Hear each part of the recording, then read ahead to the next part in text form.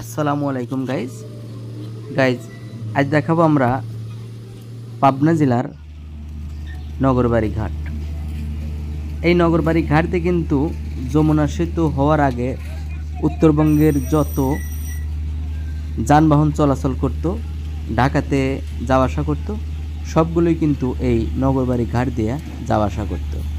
তো সেই নগরবাড়ি ঘাট যমুনা সেতু হওয়ার কারণে এই ঘাটটি একদম বাদ হয়ে গেছে, যেটাতে আর কোনো বড় ধরনের ফেরি আসে না।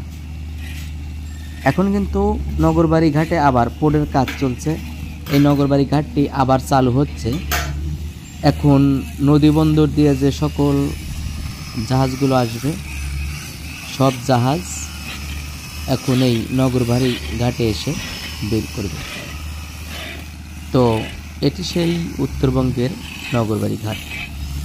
তো ঘাটটা আপনাদেরকে পুরোটাই ঘুরে ঘুরে আমরা দেখানোর চেষ্টা করব।